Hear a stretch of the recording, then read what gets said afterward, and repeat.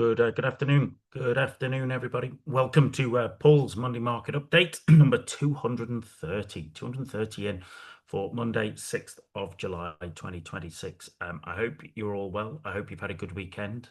I hope you're sort of not too bleary-eyed and struggling, for those of you like myself who stayed up to watch that football match last night. So it was worth it. I'm glad that it was not only was it a good result, but it was actually a great game to watch and stuff. And so I can live with that. All right, I would have been a bit different had I just stayed up all that time to watch a 0-0 ball draw. But anyway, we go on. Paul's Monday Market Update. Okay, if you're here in the room, I hope you can hear me. Hope you can see the slides.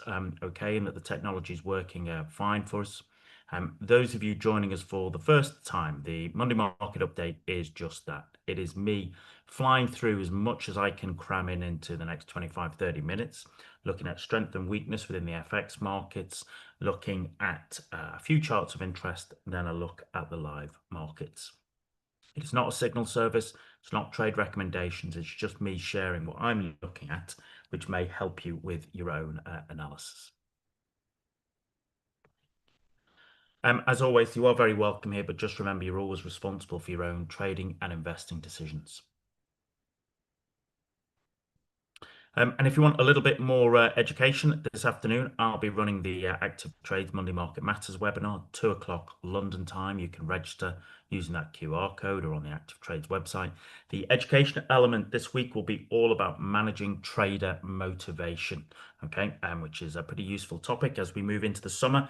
And that's what I start to look at, okay, moving away from setups, but actually looking at the sort of managing self and improving trader performance. And you're welcome to join us for that. And as always, if you want a little bit of help and support, we're about to start the Q3 BTP Trader Accountability Group. All right, so just a small group that helps you build discipline, accountability, and consistency. Okay, with other serious dedicated traders. Once again, there's a bit.ly code there or a QR code, or you can ping me if you've got any questions.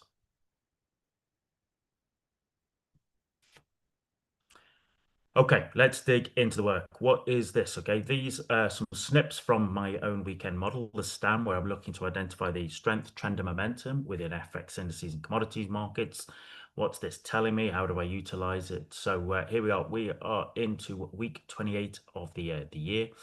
Where is the strength? Where is the weakness? The strength remains with the dollar, in spite of the sort of very weak NFP jobs numbers that we had on Thursday. Remember, it was a little bit early because of the bank holiday weekend, so that took a little bit of the wind out of the sails of the dollar, and that has had kind of a little bit of an impact, as we'll see when we move across to sort of today's charts.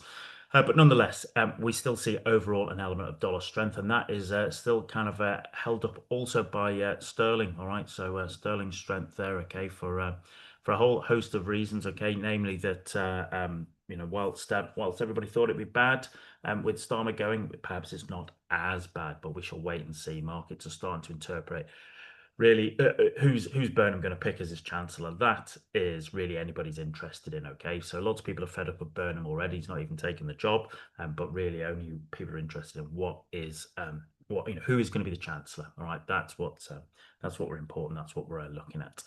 At the other end of the spectrum, Canadian dollar remains weak, as does Kiwi dollar. There, okay. Aussie dollar's in third, but those of you go through the VTP stage 2, okay, we'll be talking about and have done for the last couple of weeks about how basically it's the weekly numbers on the STAM that are holding Aussie up, okay. I've said for a while that it's been rolling over there itself. Yen remains in 6th place. We're going to look at yen later when we look at the live market, so simply because of all the shenanigans that we've seen going on there over the last week with regards to intervention or the threat of intervention and how that has impacted the yen, but also those other major currencies. And in the sort of fair to middle slot, we've got Swiss franc and euro. Okay, nothing terribly exciting there. This week, there is a bit of news. I think probably it's a little bit thin. Okay, it's not a heavy news week, and probably the one that people are most going to be interested in is the FOMC meeting minutes on Wednesday evening to sort of see if there's any kind of future insight into the trajectory of the US. Okay, so with those jobs numbers being so poor last Thursday, it kind of said it took the wind out of the sails of that sort of kind of inflation narrative, okay, that was pumping that strength into dollar and looking at 2, maybe even 3 sort of rate hikes in the US. That kind of has ebbed away now, and with that sort of weakness that we've seen in the dollar overall. Okay, a little bit this morning. We started off with a bit of bullishness with the dollar. All right, you can see there, okay, in terms of how we've gone, and certainly kind of yen has weakened considerably today. But as I said, we'll look at that later when we look at the live markets itself. Certainly, when we kind of look at the indices and commodities, all right, so interestingly, okay, there's very few of them in any kind of buying environment at the moment. FTSE is in a strategic buy, okay, we've broken out of that triangle that I've been banging on about for the last few weeks. Our Aussie, okay, is also the ASX. Interestingly, DAX isn't in, but as we'll look at in a moment, that had quite an interesting week last week, okay, and as you can see there, you know, it's weekly close last week was at all-time highs, as was the Dow. All right, so kind of interesting shifts going on there. Certainly, when we look at some of those commodities, look, oil strategic sell, gold strategic sell, okay, silver strategic sell. Okay, we're going to look at gold in particular at the moment, and Bitcoin is strategic sell as well. But we're going to look at that because some of the price action on gold and Bitcoin, when you look at that relative to the dollar, gives us a little bit of insight into what's going on overall with some of those correlations. So interesting, nothing terribly, I would say nothing terribly shocking going on there at the moment. Okay, in terms of certainly the kind of the FX and the commodities element, and perhaps the indices is the kind of bigger conversation is going to be about whether we see sort of rotation going on, and we'll maybe look at that in a moment, looking at some of those charts of interest. When once again, when I look at the kind of live STAM latest kind of STAM details, this is from the plugin that you get access to on the VTP stage 2. Interestingly, what we have seen there is dollar, you know, is kind of is second to sterling. A lot of that is basically to do with kind of that sort of 4-hour strength in sterling. Kind of interesting because as we look at a moment, you know, I did better sort of shorting sterling this morning. I wasn't expecting there to be too many London-based sterling traders at their desk this morning after the kind of late night shenanigans with the football on, right? But overall, okay, sterling is holding on to a little bit of strength there, and you know it's kind of taking the edge off the dollar. And as I said, yen is weakening. Okay, look at that 4-hour. Those 4-hour numbers. You know, yen is weakened back there along with Canadian dollar, which we'll look at the moment. What is kind of interesting is that, of course, there's pretty much most of those sterling pairs are in buying, whether it be tactical or strategic. It's kind of it fascinates me, all right, because yeah, it fascinates me because it's all about kind of the narrative and the sentiment about that and how that is kind of lifting sterling, all right. And but we'll look at that in a moment when we look at the live markets. All right, so let's switch across and look at a few charts of interest. So if you just bear with me for a moment, we'll just switch across. So just bear with me for a moment, ladies and gentlemen.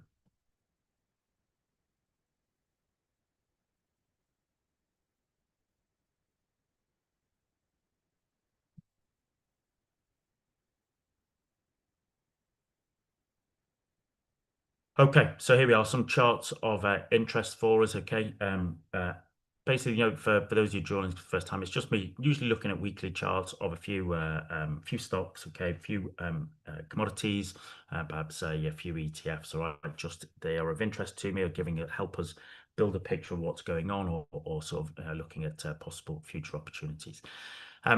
Gold, all right, gold on the weekly chart against the dollar. Listen, you know, those of you who joined just regular, you knew that was a fantastic trend, okay? A fantastic bullish trend until it wasn't. This rather what you might say kind of unorthodox double top, all right, above 5,000. And then really, you know, this year, okay, has been from those highs we have seen kind of gold sort of, you know, work its way down. And, you know, we always look at it, but I was curious when we started to get beneath the 50 period moving average. Well, I suppose firstly you could say, you know, we flipped the 20. This is the blue 20 period moving average, which had been fantastic support until it wasn't, and then it flipped from being support to resistance. That's PO20 there.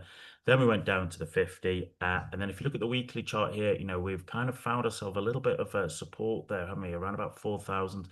there's a kind of a bullish pinball there. I call that a momentum reversal candle because, we did push to new lows, but we closed, higher than the previous week's close. Okay, that's a momentum reversal rather than a key reversal. But nonetheless, it kind of does make you interested to see, well, okay, are we finding support at that big number of 4,000? And if we are, what are the scenarios I can look at?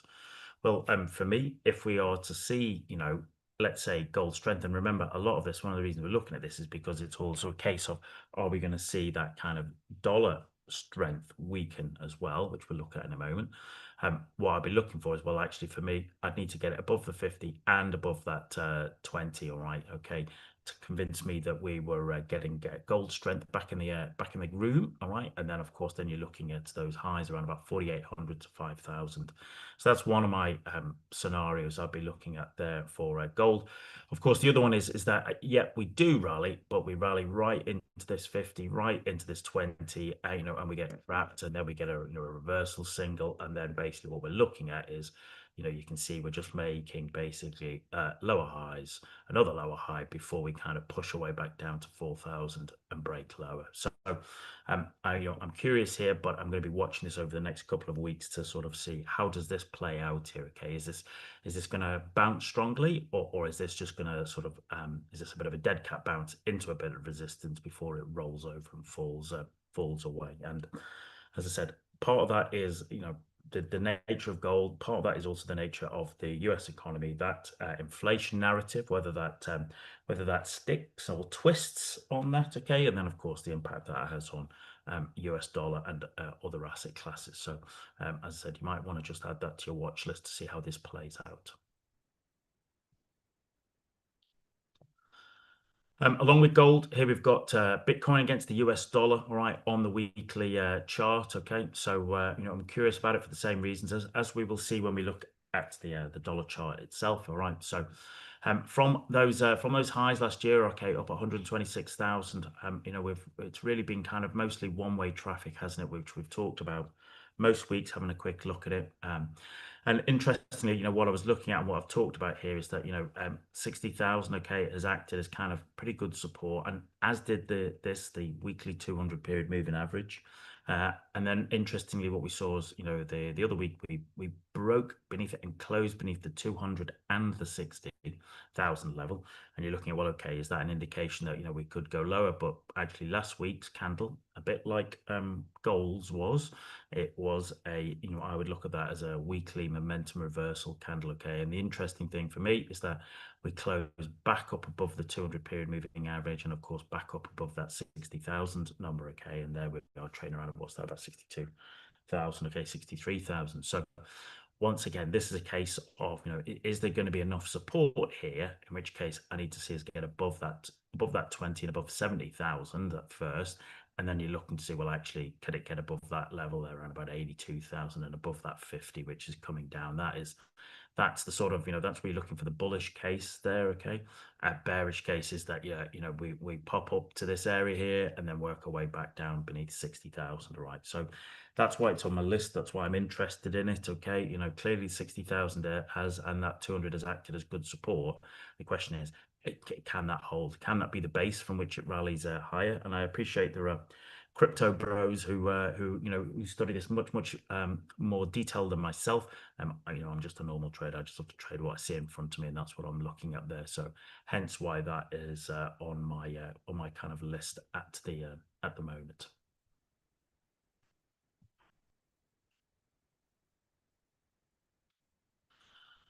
All right, next one, Babcock International. All right, who are they? They are a UK defence aerospace engineering services company. Okay, so they've had a good run. All right, they've had a very good run because they've run off the back of sort of overall defence stocks. All right, and aerospace stocks doing well. And what we can see is from here is that, let's get up that drawing tool here on this weekly chart. We had a great run there. Some really just standard classical technical, all right, okay, sort of just forming flags back to the 20 period moving average, working its way higher, pulling away, all right, and then as always, okay, the 20 is support until it isn't, all right, until it flips. Okay. And then, once we break beneath that 50 and start closing beneath that 50, well, we were working our way lower, but not massively dissimilar to that kind of to the kind of Bitcoin and the gold that we have just looked at in the moment. Furthermore, we have seen what here is, looking at that is this, kind of a double bottom around the 1,000 pence area. Okay, certainly, if you look at that, we had a bullish engulfing candle there. Last week we had a bullish engulfing candle as a key reversal candle. We pushed to new lows, all right, but closed above the high of the previous candle. Let me just clear this off, okay?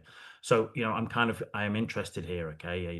This is kind of a is there a case of that we are going to find support? Okay, you've got price action, you've got price action candlesticks, you've got price action patterns at a significant big round number, okay, which has acted as support in the past.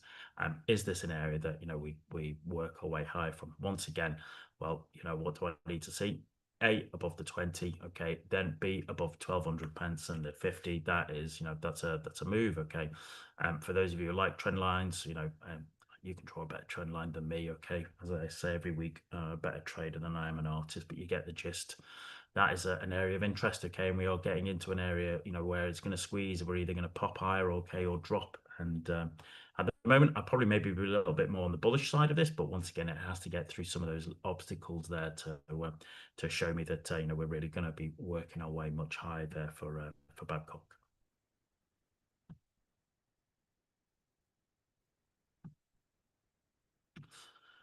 Okay, next one, Delta Airlines.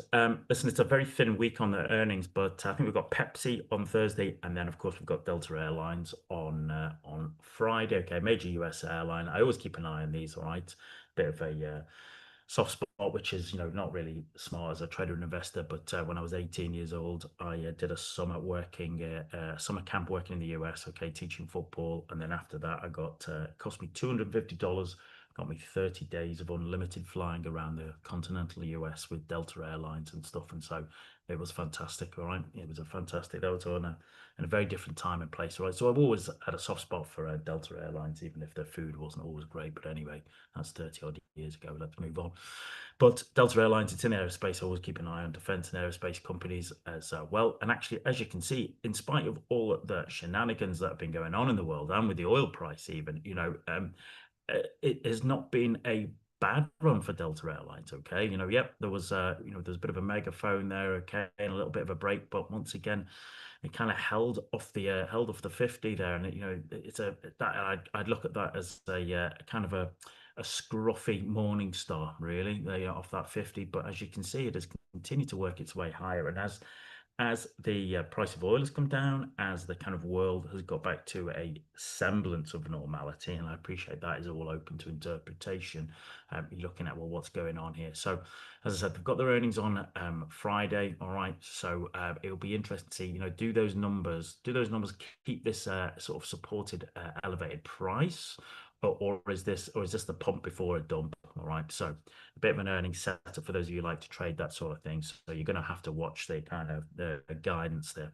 fuel commentary, okay, the prices of oil, all right, what the kind of demand is for travel, all right, and whether the market kind of rewards kind of revenue growth, or basically gives it a hard time about any kind of margin pressure. But certainly that has been an interesting move. Right, normally you hear me saying that once prices pull further away from those averages, I'm kind of gone a bit parabolic. I'm always a little bit nervous as it is. All right, so as I said, I'll be interested to see whether the earnings can support that, or whether it basically pulls the rug on it.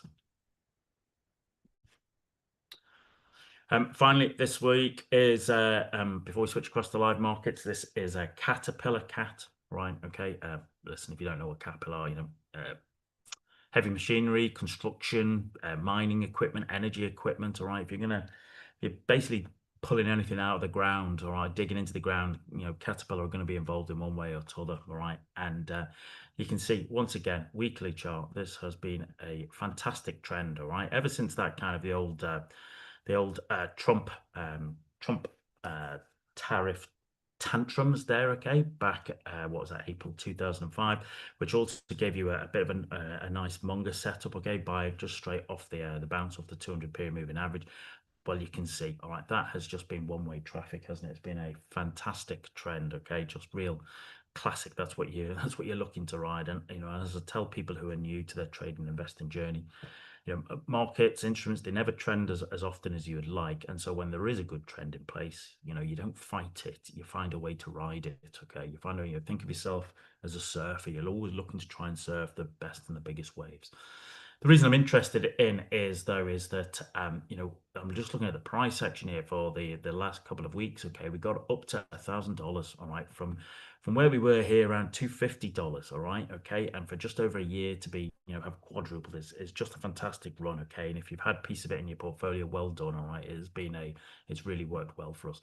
But last week, okay, what we printed, to me, that is at 1,000. Okay, that's a bearish pin bar. That is a bearish engulfing candle. That is a bearish key reversal candle. We pushed to new highs, but we closed beneath the low of the previous candle. Okay, so I'm curious. All right, is this just people taking a bit of profit, having seen such great runs, thinking, do you know what, I'm going to take my profit. I'm going to invest it in a fantastic holiday watching England for the remainder of the World Cup. All right, use those profits for that and have a jolly old summer. Or is it sort of indicative of something else? All right, very often cat is used as a bit of a kind of a cyclical bellwether. All right, so there's been lots of talk and actually lots of price action talking about rotation. Okay, sort of industrial rotation, looking at bond yields, looking at construction sentiment in like China and across the world. All right, and and what happens, okay, to some of these high valuation stocks, if their risk appetite overall cools. So that's a fantastic chart, okay, but as I said, I'll be watching this over the next couple of weeks to see whether this is just a bit of profit taking before the summer lulls, or whether it's indicative of that kind of run being over for the moment. So keep an eye on that and see how that plays out. All right, so there you go. There's charts of interest you might want to add to your watch list, but let's switch across to the live markets now. Let's get on there. So just bear with me for 1 second, and we'll switch across to the other live markets and have a go at have a look at what's going on.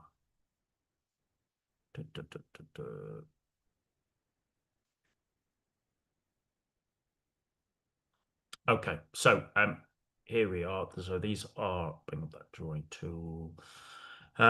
These are kind of indices, commodities. So what have we got here? Dow on the weekly, NASDAQ on the weekly, SP 500 on the weekly, Russell on the weekly, FTSE on the weekly, Nikkei weekly, DAX weekly, oil weekly. Okay, so we've just looked at gold, Bitcoin. All right, okay, they have, like oil, been in that downtrend for the last few months. They're beneath their 50-period moving average.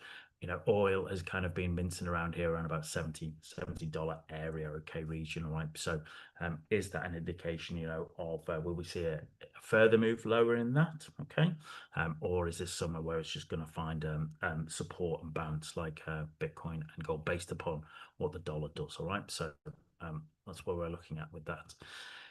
I'm interested in the reason I'm interested in the American indices at the moment is kind of a little bit of a breakdown of the nice correlation they've had. If we look at Dow closed at all-time highs on the weekly. Okay, Russell, okay, has continued to sort of work its way. It's a bit of a doji for last week. But when I look at S&P 500, well, we pushed away up, put in that engulfing candle, key reversal candle, and then we've started to kind of form lower highs, all right, on that. And is that a case of, once again, this is just a bit of profit taking after that fantastic run for before we go into the summer lulls, or is this indicative of something bigger? Is this indicative of a kind of rotation story that is going on? When we look at, let's say, NASDAQ, it becomes, I think, even more pronounced. Having had that fantastic bounce here for the 50-period moving average, we ran just beautifully. We then printed this bang, big bearish engulfing candle, key reversal candle, and then we've kind of formed this almost this double top here, haven't we? All right, last week, yep, we had a bullish close, but it's kind of like still an inside candle. And when I go down to the daily chart, what I see is that daily chart is we're kind of sat on that 50. That's the way I look at that. All right, that's what I'm looking at here. And let's just, so me, and this is a bit of a scruffy sort of trend line here. So as I said, you can draw it better than me, but I wonder if, is this a case of, is this a case of we are just coiling up here? Okay, we're coiling up. All right, now admittedly, we could be calling up because it's just a plateau after the fantastic run we had.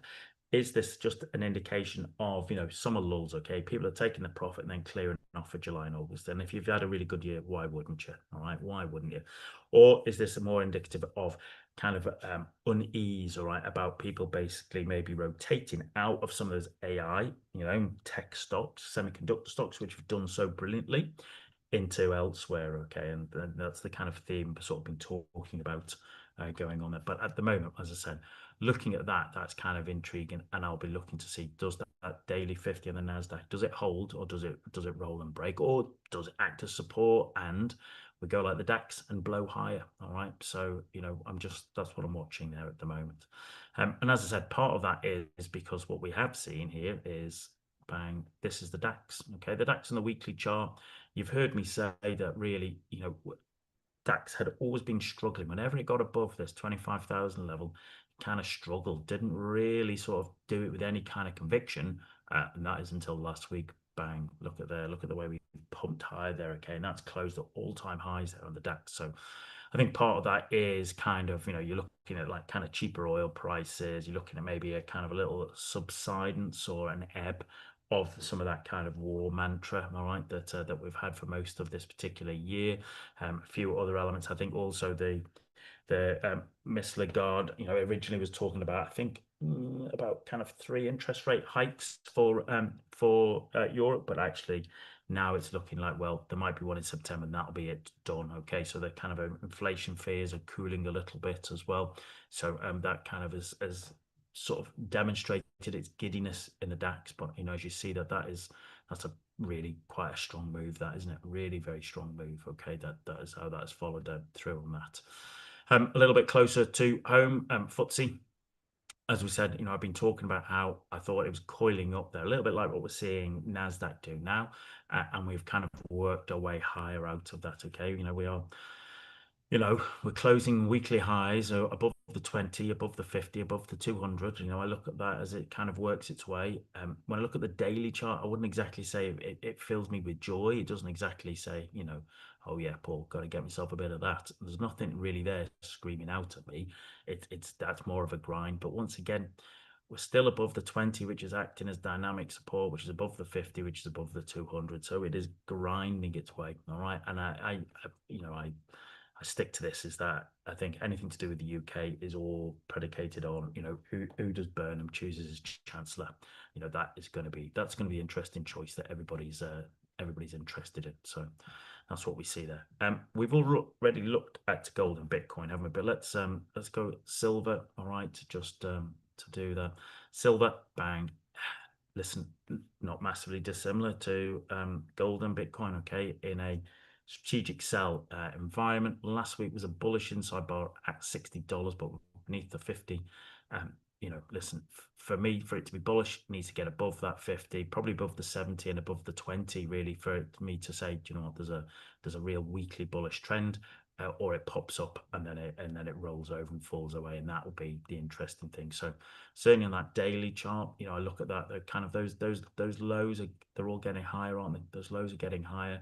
It's whether bang, can it get above that daily 20, and in which case can it get up to, look at this area here on the daily chart. You've got the $70 area, the 50 and the 200. I think if we can break that and get up there, that becomes the kind of area of interest. Okay, the decision point. So that's what we'll watch on that. So and as I said earlier, a lot of that is all based upon the story with the dollar. All right, and listen, the story of the dollar is the story of Bosch and the Fed and what they're going to do. Hence why the meeting minutes on Wednesday will be keenly anticipated and keenly sort of poured over. All right, so this is my dollar profile. So Aussie on the daily, Euro on the daily, pound on the daily, dollar Swiss, okay, Kiwi dollar, dollar CAD, dollar yen, okay. So even if we just look at that, all right. So The last couple of weeks, kind of euro, okay, has taken a little bit of joy out of the dollar. Certainly has pound, okay, dollar's weakened against a little bit the Swiss franc, even the Aussie, even the Kiwi, okay, all right, has taken a little bit. Not so much on the CAD, but remember CAD's at the bottom. Yen, well, yen is just a basket case, and we're going to look at that separately in a minute anyway, all right. So, but you can see what's going on there on the daily chart over the last week or two. Certainly, if we go to the dollar index, okay, so dollar index on the weekly chart, you know, we are still in a bullish uptrend. We are still above 100. We're still above those recent highs. But what we're looking at is last week is, you know, having on the daily chart, having found beautiful support, dynamic support for that 20-period moving average, popped away high. But as you can see for yourself, okay, you know, we're kind of over those last sort of, what's that about? 7-8 trading days, we've kind of drifted low, and I think you're already, as I said, you're looking at the those NFP job numbers kind of you know, just they kind of tempered the kind of interest rate hike story and stuff, and that's what we were seeing there. We bounced off that kind of 20-period moving average there, okay, and the question is, you know, is that going to hold us up there? Certainly on the 4-hour chart, what we have done is you can see, you know, this week, having finished last week on that kind of double bottom, the 4-hour chart, we've kind of, there's been a bit of strong dollar going into the start of the week on that. The question is, will that hold? Okay, is this a little bit of a pump before the minutes dump? That's what I think a lot of people might be particularly looking at and watching at. All right, so let's just have a quick look at yen and a quick look at the sterling. I know we've overrun a little bit. Apologies. Always just trying to share as much as I can with you. But listen, yen, dollar yen, we're going to look at in a moment, right? But a lot of these are looking particularly have been particularly choppy, shall we say? Okay, but let's start with a kind of dollar yen. That might give us the sort of better view, because well, you know, what we saw last week here, this is the daily chart, you know, having had the kind of talk of intervention there back at the end of April, you know, we really did drop, but you can see that has just been dollar strength, yen weakness there, hasn't it? And then we got another element of it, okay, last week as well. But look at that, we're already coming back up there. So is it Katayama, the Minister of Finance? They'll be getting a little bit nervous again. They're starting to become a little bit more strident in their comments. Is that the right word? Strident in terms of talking about how they may not give indications of intervention. Okay, you know, they don't want traders to basically get an idea of what's going on. You know, a few other comments and stuff. So I wonder whether they're just starting to get a little bit nervous there. But you know, you can see that the 4-hour chart there, okay, from last week. You can see where they talked about intervention, all right, and then, you know, we clattered our way down, all right. And then actually what we've seen is, you know, it's really almost recovered. We're almost to where basically we started there on the Thursday and stuff. It's quite some move, that, isn't it? Quite some follow through. And if you look at, well, you know, how's that playing out there? Well, you know, CAD against yen. And CAD has, you know, that probably shows that kind of that weakness in CAD, you know, over the last month. But even there, that is quite volatile price action there. Okay, the 4-hour chart having worked our way down, even CAD, okay, which is weak, is almost back up there from where we sort of saw an element of intervention on Thursday. All right, pound yen we'll look at again in a moment. All of them, if you look at it, all of them look particularly scruffy. There's none of them that really kind of, you know, leap off the chart at you saying, you know, this is the trade. To me, there might be others who look at this differently. I'd just be saying that, you know, if you're trading yen at the moment, okay, especially as a swing trade, and especially of any kind of size, that you just want to tread carefully at the moment, ladies and gentlemen. You want to have eyes in the back of your head, okay. You need to complete 360 situational awareness to understand what might go on. All right, let's finish with sterling. So what am I seeing here? Okay, cable on the daily, euro sterling on the daily, pound Aussie, pound CAD, pound yen, pound Swiss, pound New Zealand, FTSE. All right, well, we've already looked at FTSE. You know, if we look at cable as always, okay, bang, weekly chart has been scruffy, hasn't it? It has been scruffy, but, you know, we had been working our way down. We were S1S, okay, STAM 1S. But you can see, I look at that as a bit of a kind of a scruffy weekly morning star for myself. And then you look and say, well, okay, has it got legs to move higher?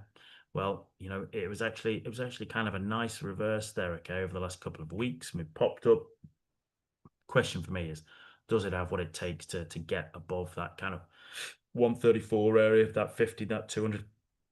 If it does, all right, if it does, that's pretty good for sterling, okay? If it falters here, okay, and then comes back to the 20, well then, you know, as I said, I think a lot of these things will be predicated on who the new chancellor is going to be, all right? So, yep, it's been a good run for the last couple of weeks, okay, but whether that's the obstacle that I see it need to work its way through off that.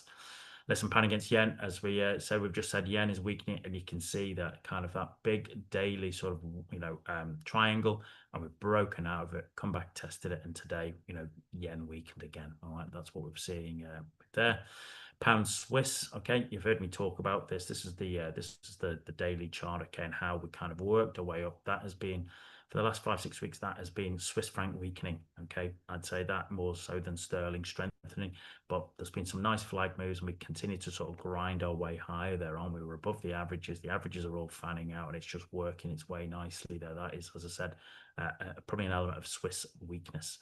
Pound against Aussie on the daily, you know, that as well has been grinding its way higher, okay, with a couple of interesting flag patterns pushing its way higher, all right, working its way up there, and that is just, as I said, a bit of a reflection of some Aussie weakness that we've seen. Pound against New Zealand dollar, messy, all right, but we've broken out, and now we've gone into another block. Can we now, in the same way we blocked out here, pound against New Zealand dollar, are we in a position to break out of that again? Okay, so I'll be watching that to see how we play out that by the end of the week. There was a little bit of Kiwi news, okay, so we've got the kind of Kiwi Royal Bank of New Zealand statement there, okay, sort of into Wednesday morning. So people are interested to see if there'll be a hike there, okay. That might be interesting. That might be the thing that puts the cat amongst the pigeon. Pound against Canadian dollar. This is STAM. All right, this is STAM. This is basically, you know, sterling strength and Canadian dollar weakness. That's what you're seeing there, and it's just worked its way. The 20 has acted as really nice support, kind of counter trend line breaks, and it's just worked its way higher. You know, just yeah, that is sterling strength, Canadian weakness. Let's finish with euro sterling. Kind of interesting. You've heard me going on about it for, well, months now, about that kind of 82.20, 86.20, 86 area there that you can see, and talking about could it hold the support? Yeah, each of the highs were getting lower. Bang.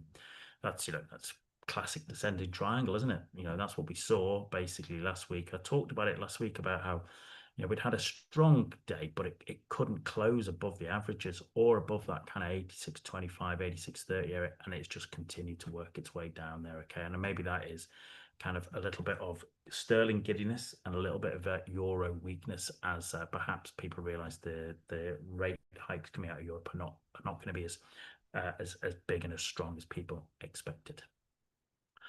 Okay, there you go, ladies and gentlemen. All right, there, let's draw it to a close there. As always, I appreciate you coming up and joining us for a session. I do realize that I'm flying through, okay, I'm trying to scram in as much as I possibly can. But I hope you found that useful. I hope that gives you a little bit of help and insight you can utilize for your own trading this week. I hope you have a fabulous trading week, everybody. Trade well, and I will speak to you soon. Take care, everybody. Cheers.